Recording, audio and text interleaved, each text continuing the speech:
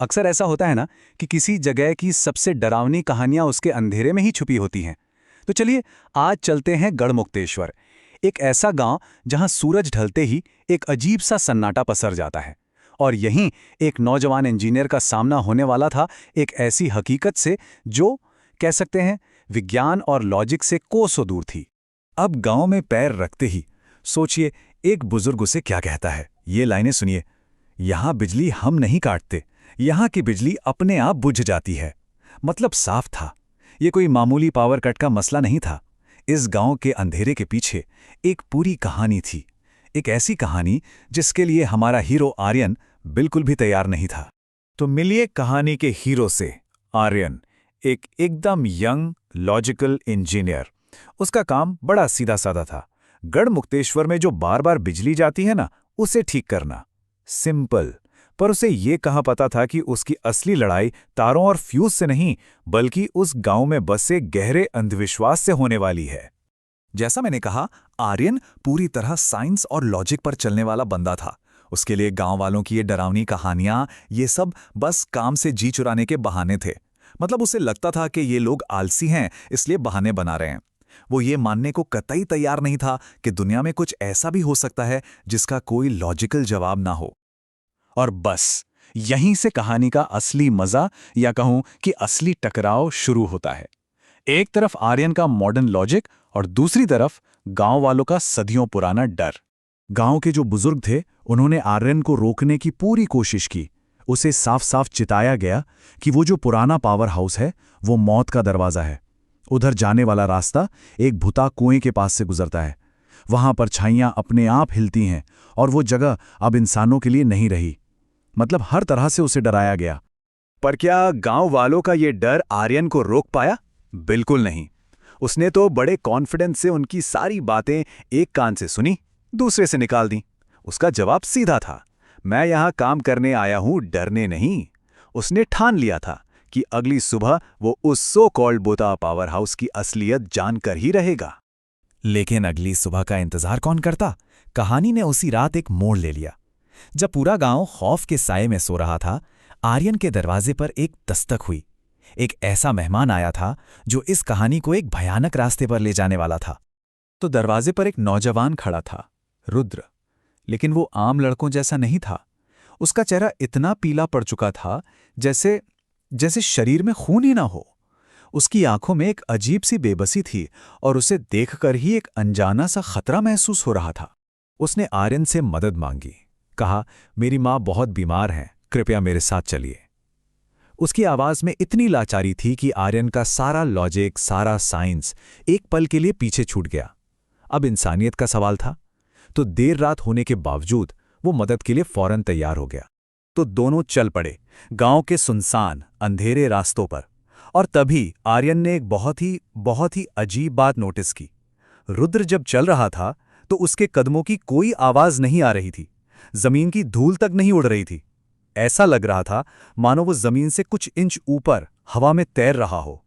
ये पहला सिग्नल था कि कुछ तो बहुत गड़बड़ है। और ये रास्ता उन्हें उसी जगह ले जा रहा था जिसके लिए बुजुर्गों ने मना किया था। हाँ, पुराने पावर हाउस की तरफ। जैसे जैसे वो आगे बढ़ रहे थे, हवा ठंडी होती जा रही थी और माहौल में एक अजीब सा डर घुलने लगा था।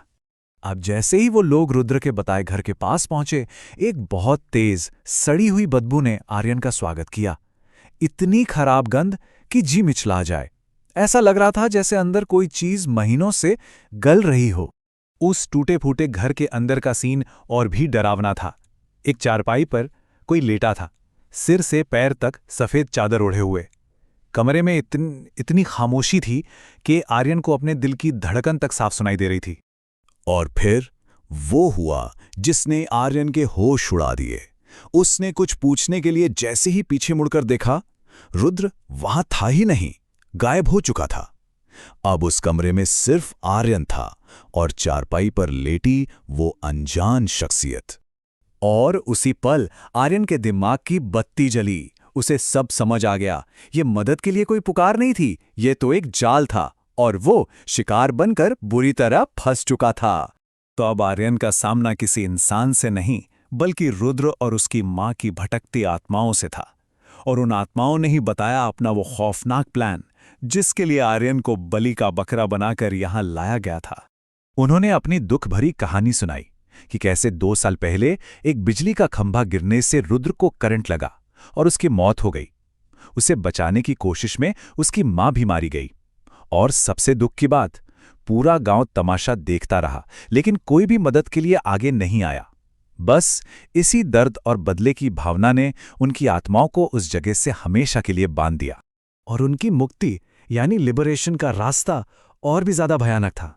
उनका मानना था कि उस शापित खंबे को एक इंसानी बलि चाहिए। अगर किसी की बलि दी जाए तो उस खंबे की प्यास बुझ जाएगी, उन्हें मुक्ति मिल जाएगी और गांव में हमेशा के लिए बिजली वापस आ जाएगी। मतलब रोशनी वापस लाने के लिए एक और जान की कुर्बानी। और वो कीमत चुकाने के लिए उन्होंने आर्यन को चुना था। तो अब सिचुएशन एकदम क्लियर थी।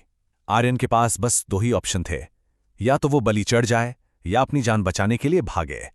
और यहीं से शुरू होती है मौत के खिलाफ उसकी दौड़। तभी अचानक न जाने कैसे उस घर का दरवाजा एक जोरदार झटके से खुल गया। ये बस एक लम्हे का मौका था, एक चांस, और आर्यन ने उससे जरा भी नहीं गंवाया। वो अपनी पूरी जान लगाकर बाहर की तरफ भागा। सोचिए जरा, वो अंधेरे उबड़ खाबड़ रास्ते पे पागलों की तरह भाग रहा है और पीछे से उन दोनों आत्माओं की खौफनाक चीखें और हंसी उसका पीछा कर रही हैं। आवाजें ऐसी जो हर पल और पास आती महसूस हो रही थीं। और भागते भागते वो किसी सुरक्षित जगह नहीं पहुंचा, बल्कि वो पहुंच गया उसी पुराने कुएं के पास, जिसे गांव वाले यम का दरवाजा कहते थे। मतलब एक जाल से निकला तो दूसरे में फंस गया। अब वो चारों तरफ से घिर चुका था, भागने का कोई रास्ता नहीं था। तो उस पुराने कुएं के पास चारों तरफ से प्रेत आत्माओं से घिरा हुआ। क्या आर्यन इस मौत के खेल से बच पाएगा, या फिर गढ़ मुक्तेश्वर का वो अंधेरा उस रात उसे हमेशा हमेशा के लिए